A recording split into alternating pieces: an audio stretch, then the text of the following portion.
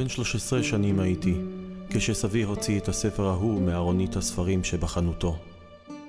היא הייתה ארונית נושנה, ובה ספרי קודש עתיקי יומין.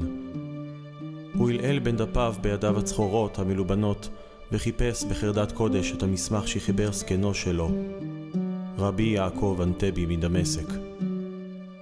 ושם סבי כשם זקנו, יעקב.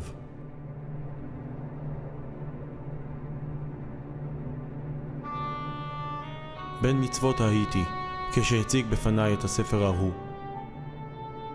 ויספר לי על כל הנוראות שקרו בדמשק בשנים קדמוניות, ויתאר לי אותם. ואני עומד לידו אחוז השתאות וחיל ורעדה. וכאשר ראה שדעתי נכונה, נתן בידי את הספר העתיק, וביקש שאלמד בו, למען יהיו הדברים הרשומים בו חקוקים על לוח ליבי. הושיט ולא צריך היה להוסיף את מה שידעתי. ושיננתם לבניך, ודיברת בם בשבתך, בביתך ובלכתך בדרך, ובשוכבך ובקומך. כי סבי היה אשר שינן לי את התפילה. ואבוא אל ביתי ואפתח במגילה העתיקה ההיא, והנה עולות הדמויות וחיות מלפניי, וזקנו של זקני עומד ודובר אליי כחי ממש, בהדרת פניו ובגלימתו הנכבדת ומגבעתו המצונפת וזקנו הלבן. והוא עומד להעיד, ודבריו מוכיחים ומקטרגים על מידת הרשע שבלב האדם, שיצר לב האדם רע מנעוריו, ובני בליעל הם שיצרו את כל הנוראות, אשר עברו עליו ועל קהילתו בשנת תר"ש ליצירה, היא 1840. רשע האדם אמר הוא, ולא יד אלוקים. ואמשיך ואקרא את סיפור הפרשה מפי הרב הגאון הגדול רבי יעקב אנטבי, שהיה ראש הקהילה היהודית העתיקה בדמשק לעת ההיא, ונתקנה בתואר הכבוד חכם בשי.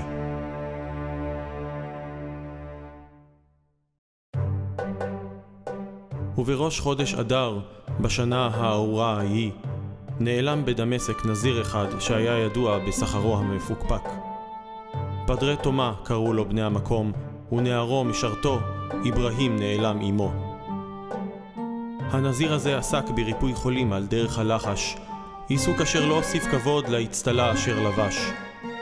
וכן עסק בחיסון אבעבועות לילדי העיר, ולרגל עסקיו אלה, היה נכנס לבתי התושבים ויוצא מהם, ולא הדיר רגליו מבתי היהודים המוסלמים והנוצרים שמכך החזקתו. והנה לא נראה ואיש לא ידע מה קרה הוא.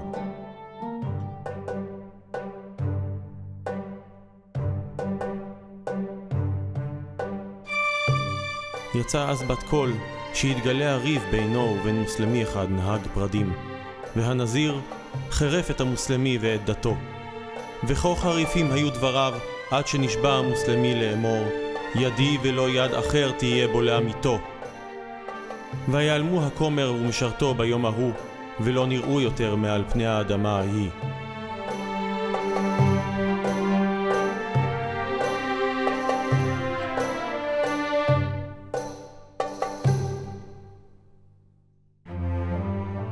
ובבית לחודש אדר בשנה ההיא, יבואו שאר הנוצרים שבעיר אל הקונסול הצרפתי, וידרשו ממנו את דמיו של הנזיר ומשרתו. הקונסול רטים מנטון השים עצמו כמגן הנוצרים בעיר דמשק. שנאת אדם ורוע בליבו, ופיו היה רגיל בעדות שקר וצורר היהודים היה. וישמע את שמועת האספסוף ודבריו הנלוזים על כי נרצח הכומר במגורי היהודים. וישמע את לחשיהם הרעים, כי ודאי שנקזו היהודים את דמו להכין מצות לפסח. וישמע ולא ימצא שוב טעם לחקור את דבר השמועה הזו ולבררה בדרך ישרה, ויאמץ את העלילה הנוראה אל ליבו השחור. ומיד הגיש תביעה לפחה מושל דמשק, כי היהודים הרגו את תומה ומשרתו להשתמש בדמם לחג הפסח.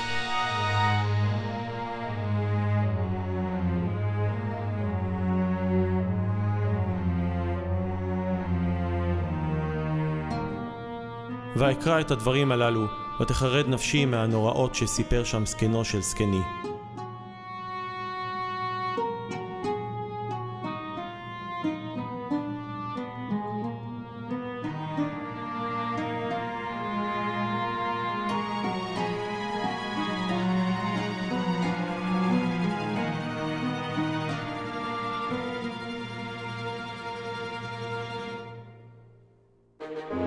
והמשיך ועמד לפניי, וסיפר שהשמועה הרעה הייתה הולכת ומתחזקת, ובת הכל מהירה ממעוף הציפור.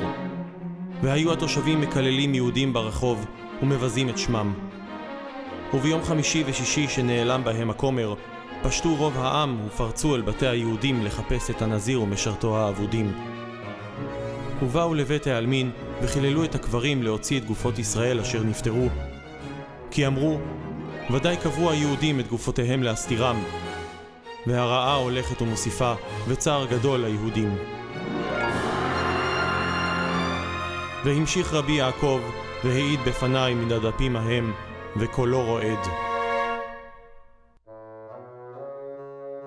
וביום השני להיעלמם, בעת מנחה, שלח השר אחריי וגזר שאביא עמו 2 אנשים, תלמידי חכמים גדולים מהזקנים, וכן עשיתי. ונכנסנו לפני השר וגזר עליי שישב על ברכי לפניו. והם נשארו עומדים מרחוק. אז ענה השר ואמר לי, חכם בשי, לא שמעת שפדרה תומה נעלם בעינינו? אמרתי לו, שמעתי, ואינני יודע אנה הלך.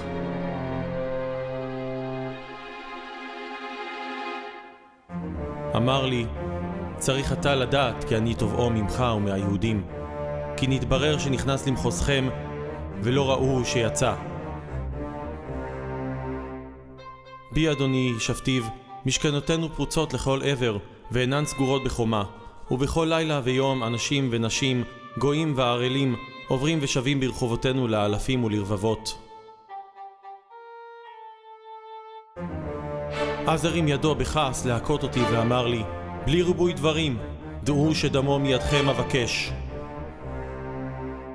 השבתי לו דברים של טעם ותבונה, וביקשתי שיעשה עמנו צדקה ומשפט.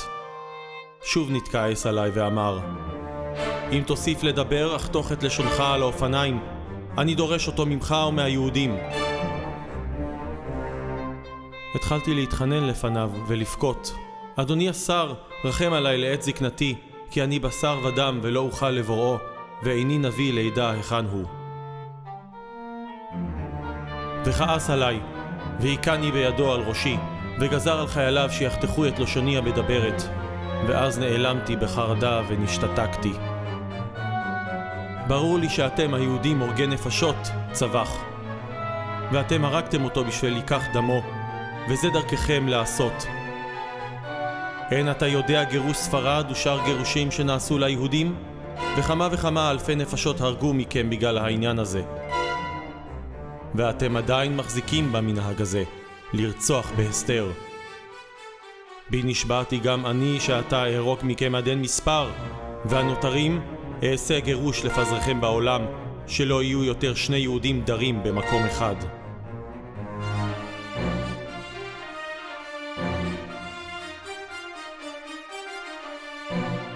ואני, סיפר לפניי החכם בשי, עומד לפניו באלם, ואחזו נראטת ופחד וחלחלה. ולסוף הוציא הפחה השעון מחיקו. הנה עתה נתתי לכם 24 שעות, ומחר כעת הזאת אם תבואו ולא תביאוהו לפניי, אחתוך את ראשיכם אתם 3, ואשליך את ראשיכם ברחוב העיר לעין כל, ואעשה משפט חרוץ בכל היהודים, ולא אשאיר מכם שריד ופליט. והוציאו אותנו מלפניו בגסות בצעקות ובהקאות. וחזרתי לבית הכנסת וקיבצתי כל היהודים, ופתחתי ההיכלות וגיליתי את ספרי התורה, והודעתים שזו גזרה קשה שנגזרה עלינו. התפללו אל השם וירחם עלינו, ויוציאנו לאור.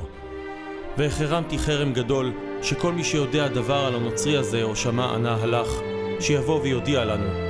ותקעתי בשופרו העתיק של רבי יצחק אלפסי, שיש לו סגולה לבקוע שערי שמיים, ובכי גדול בתפילתי ובליבי.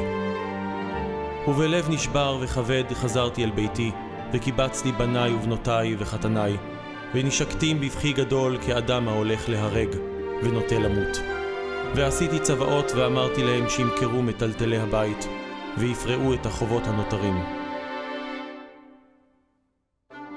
ואחר כך הקונסול הצרפתי ואנשיו, אנשי ליסטים בן בליעל ושמו בודין, היו הולכים ופורצים אל כל בתי ישראל, ומשימים עצמם מחפשים אחר גופות הנעדרים, ובייחוד בביתי ובבית נכבדי הקהילה. ואנו שלחנו שליח, וביקשנו שיעריך לנו את הארכה ל3 יממות. והנה, לילה אחד מהן, באו הנוצרים אל בתי ישראל בקרדומות ובליסטראות, ולפידים בוערים בידם. ואמרו שאישה בת 90 שנה שקומתה לא שחה מעולם, ראתה בחלומה שהכומר נמצא קבור בבית הרבי אבולעפיה, ונכנסו וחפרו את ביתו מן היסוד. וביום אחר בדיה אחרת, וכך שאין יום שאין לו צרה, ושעות מרות על ישראל. והקונסול עצמו היה מוציא עלינו עלילות כזב, והיה מכה ורודה ביהודים, ומזמנם לחקירות שווא ועוצרם בבית הסוהר. וגם ספר אחד אסרו אותו ועינו אותו למוות, שיעיד עדות שקר, שהוא הקיז את דמם של העבודים בהוראתי והוראת 7 מחכמי העיר. ולימדו אותו שיעיד כרצונם ולא קיבל, וכמה עינויים נתנו לו והיכו אותו מכות נמרצות ולא העיד, עד שכמעט פרחה נשמתו. ואחר רוב הקאות ביום ובלילה הם מלמדים אותו שיעיד כרצונם, ואם לא, אמרו לו שיעקו אותו למוות עד שימות תחת השוט, וידושו את בשרו במקל, וכך עשו עד שנטה למות. ואז אמר להם ש7 מחכמי היהודים, ואני בראשם, הם שרצחו את הנזיר ומשרתו.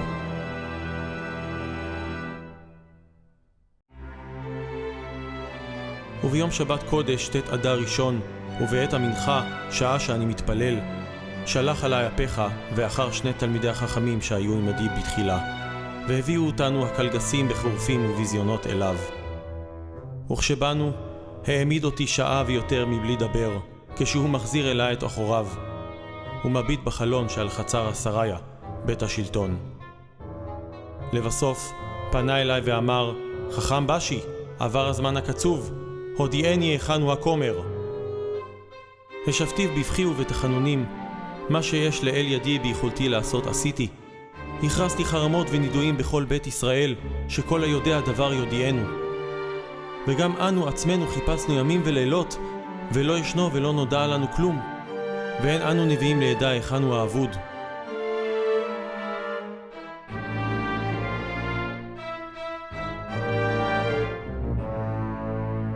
אז ענה ואמר לי, תדע שגילו לנו שכל החרמות והנידויים שעשית הם כדי שלא יגלו את סודכם היהודים, שאתם נוהגים לרצוח ולהשתמש בדם למצות פסח.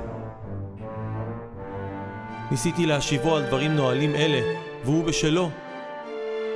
אל תרבה דברים, צבח בעזות מצח, אני תובע אותו מכם. ישבתיו, אין לי כוח לבוראו, הנני מסור בידיך, ומה שיגזור השם עליי בעוונותיי, אקבל שפיר גזרתו. ומיד ציווה שישליחונו לבית הסוהר. ובבואי לשם, ואראה כמה מאות יהודים חבושים בבית הסוהר. קרוב ל90 עוללים רכים, וקרוב ל400 ילדים, וכולם בוכים ונאנקים. והיו מכים את היהודים מכות אכזריות, ושם צעקתם נשמע למרחוק, והדם שוטט מבשרם.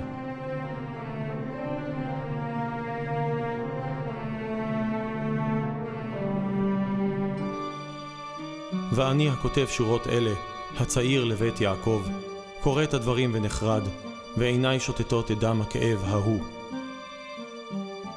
הוא ממשיך רבי יעקב ומתאר את זוועות העינויים והחקירות והדרישות ללא הפסקה וללא גבול. ואין הושיע ואין עוזר, בכל יום גהנום רב מקודמו.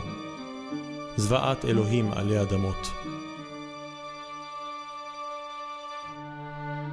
ואם אספר מה שקראתי, מקצת אספר, כי אין הדעת סובלת ואין הלשון יכולה לבטא את הדברים הנוראים ההם שנעשו ברבי יעקב ובשאר חכמי הקהילה. היכו אותם על עקבם עד ששברו עצמותיהם ולא יכלו יותר לעמוד. אנצום לעמוד על רגליהם מבלי אכילה ושתייה משך 50 שעות רצופות, ומדי התעלפם הערום במלכות שוט. ואכזרי הלבב האלה החזיקו רופא במרתפי השריה, שיאמר להם על כך שנפש הנחקר עומדת לפרוח. אז היו באים ושופכים עליו מים, ולא ייתנו את נפשו למות, כדי שיוכלו להמשיך ולייסרו. הרב הזקן יוסף לניאדו מת מן הייסורים, וכמוהו היהודי העט מחסביה, אשר ראה את הכומר מתרחק מהעיר דמשק. ושכונת היהודים הייתה למשיסה ולפרעות ההמון באין מפריע ועוצר.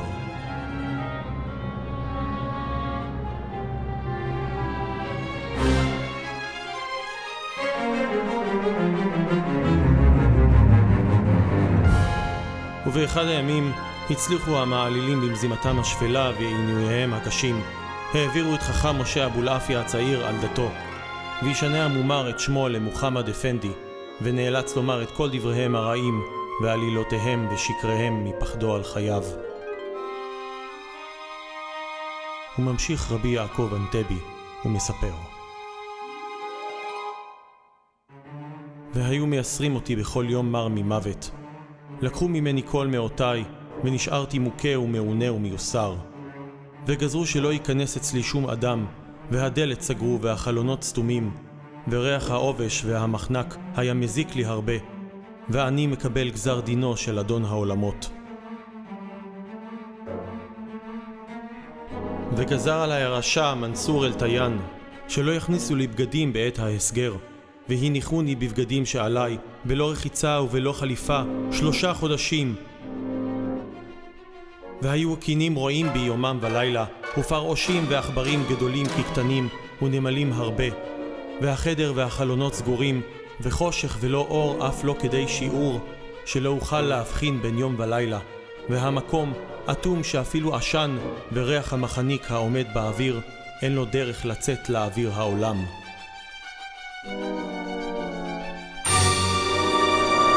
וביום היו מענים וחוקרים, ודשים את בשרי וחוזרים חלילה, ומעת לעת נשאוני למקומי וסגרו עליי כמקדם. ונשארתי שם 3 חודשים סגור, ואני מוכה ומעונה, עד שלא הייתי יכול לקום, אלא כנתמך על הכתלים, ואז סומך ידיי על מקלות שהושלחו לי כקביים, ואין אדם רשאי להיכנס אצלי. והיה לי צער גדול מאין כמוהו, עד שהיה מגיע אחד מקלגסי החיילים, שומרי השריה, לצרכי קיומי, ולוקח ממני שכר מרובה. וכמה צער וייסורים ומכות סבלתי מהם, ורוקקים על פניי, עד שיכניסו לי רפואות ותרופות להניח על רגליי ועל גבי ועל ראשי, לתקן עצמותיי, ובנקבים שנעשו סביב לראשי ועל פניי, שעורם עבה והצטלק עד בלי די מהמכות, ומגבי ובטני ובעצמותיי, עד כי רמח איבריי ושסע גידיי, כולם היו כואבים עד בלי די. ואחר כך בלילות היו לוקחים ונושאים אותי 2 חיילים, ואני פיסח ומוכה ומעונה, ושיניי נפלו כולם בזה אחר זה, וחיי היו מרים ממוות, ואין בי צורת וצלם אנוש.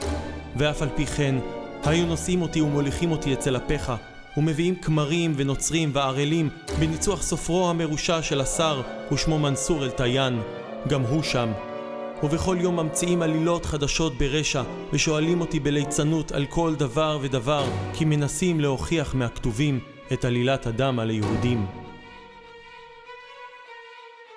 ומוכרח אני להשיב לדבריהם, ובמיוחד לדבריו הרעים של משה שהפך מוחמד אפנדי, ועשה לשונו כלשונם של הרשעים, להוכיח אשמת השווא של היהודים, כדי להציל נפשו מעינויי הזוועה, כי היה דר במרתפי השריה, שיראו עיניו כל העת את גורלו הצפוי, בעת שלא יאמר כדבריהם.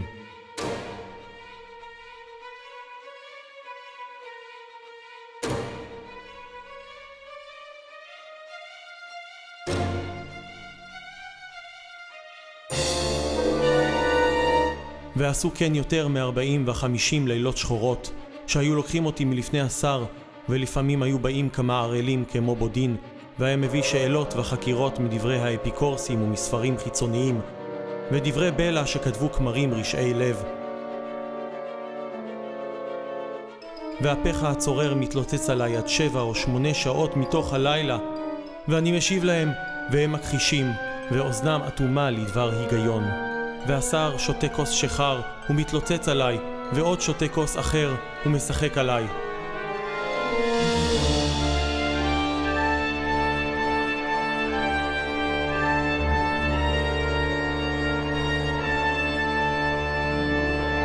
ואני זרעו, הצעיר לבית יעקב, הקטון באלפי מנשה, נרעדתי למקרא הדברים האלה, וישבתי וכתבתי את אשר על ליבי, והעליתי על נס את הנוראות אשר עבר זקנו של זקני. אי שם, בבית האסורים בעיר מפליה, ביתה תחוב ולך, שכוב בעלתה. כואב מעינויים, עמום מאי שינה, מוטל הרב אנטבי ומלחש תפילה. נשוא פנים ורם ראש קהילת סוריה, מוקף שנאת זרים, חדור גבורת יה. רדוף רעות הרוח, ביזוי והשפלה, נכון לשאת הכל בעוז וגאווה. בכל שבר רעוע משש חבורותיו, עול ימים ושב, נכון להקריב חייו. על מזבח אמונתו, שלום קהילתו וילדיו. אך למה מסתמת הגוי וכה רב הכזב? מדוע עלילת השקר ולמה כל השב? מואשם ברצח כומר לקחת את דמיו. האם חרון האל וכל קצפו עליו? או שמא זאת שנאת אנוש על תורתו ומצוותיו? שנאת תהום על לא מאום בכחש וסבב.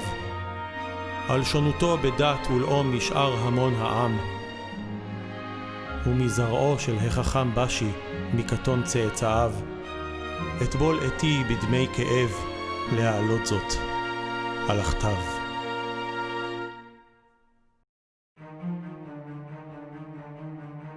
ומכלל הגזרות והצרות שנפלו על ראשי היהודים ההם, סגר השלטון האכזר על העיר לבל יצא מי מהם לבקש עזרה או תיכנס אליהם הצלה.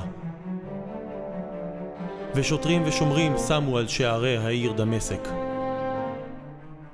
ויקום יהודי אמיץ אחד, והקדיש את חייו על קדושת השם, ושם נפשו בכפו, וגילח את זקנו ואת פאותיו, ועשה עצמו כגויים, ולבש מלבושיהם. וכתבו לו בסתר אנשי הקהילה הנותרים מכתבי בקשה להצלה אל אחיהם בארם צובה, להודיע לאחיהם שם ובכללם לרב הראשי, רבי אברהם אנטבי, דודו של רבי יעקב אנטבי. ויקרא החכם בשי את הדברים הנוראים הללו, ויבהל ויבכה, ויקרא אליו את הקונסול היהודי של חלב, אליהו דה פיג'וטו, והציג בפניו את כל העדויות הזועקות על הזוועות שעוברים אחיהם, יהודיה של דמשק. וזה האחרון מיהר לשגר מכתבים בהולים לאחיו באירופה, לשר משה מונטיפיורי באנגליה, לבית רוטשילד בגרמניה וצרפת, לעורכי הדין קרמיו ושלמה מונק בצרפת.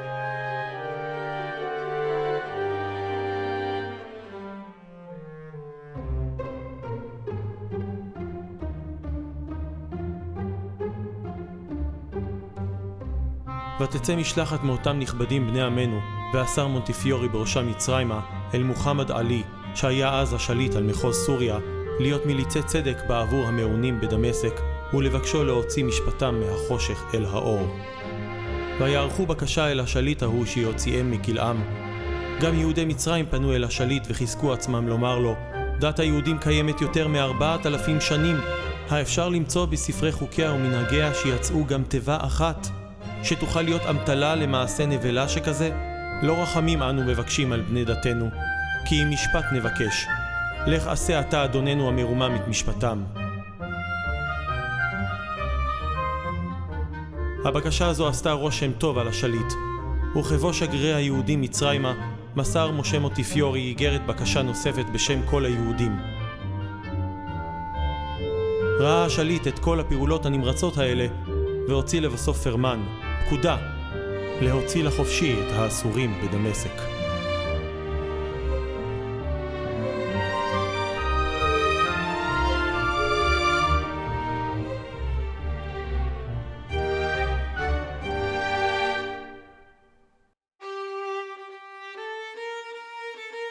ואמשיך בכאב לקרוא את תולדות ימי זקנו של זקני, וידע כי אחר תום הפרשה הנוראה, טובה הייתה אחריתו.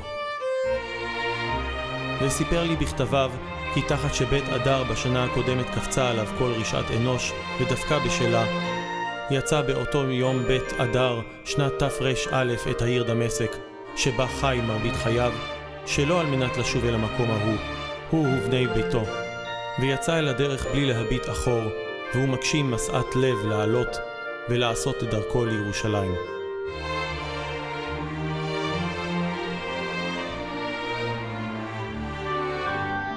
ובדרכו הגיע תחילה לעיר הקודש טבריה, וערך סעודה לתלמידי החכמים בה על מצבת רבי מאיר בעל הנס.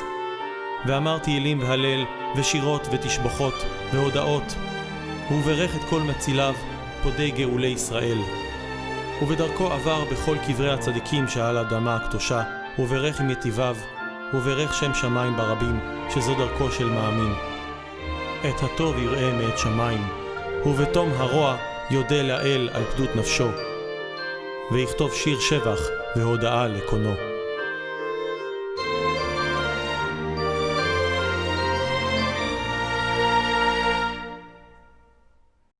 ישועות יעקב צווה, איש אחד תמיד ומקווה, ירפא ישקול לב דובה, יגמול לחייהם טובות.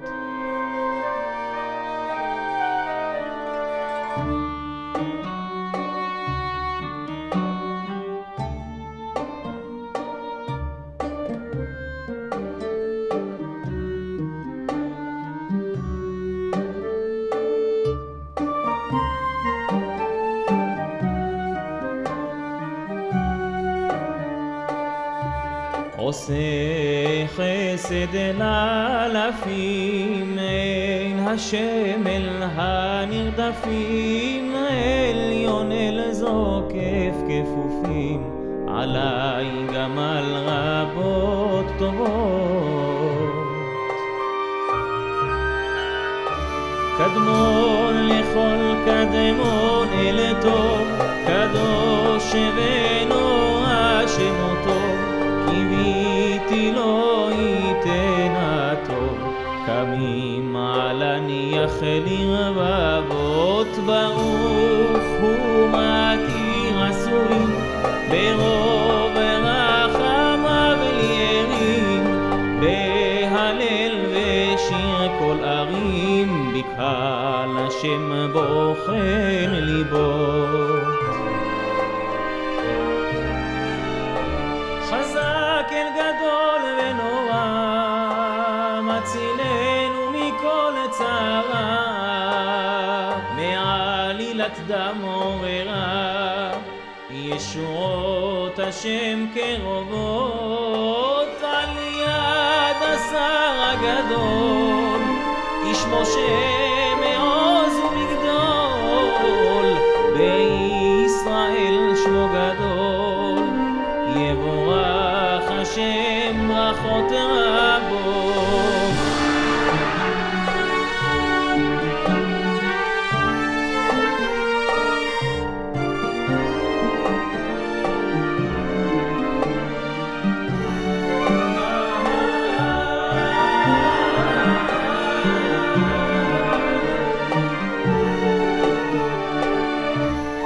נגל עמך ישראל ובני מקדש ואריאל, קבץ כל נדחי ישראל, תשיב לב בנים על אבות.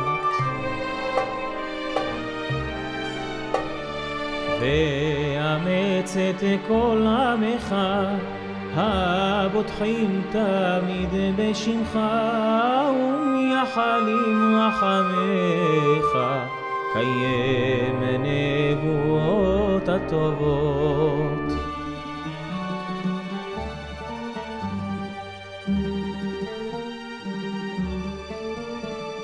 תביא כל נדחי ישראל, תשיב לב בנים על אבות.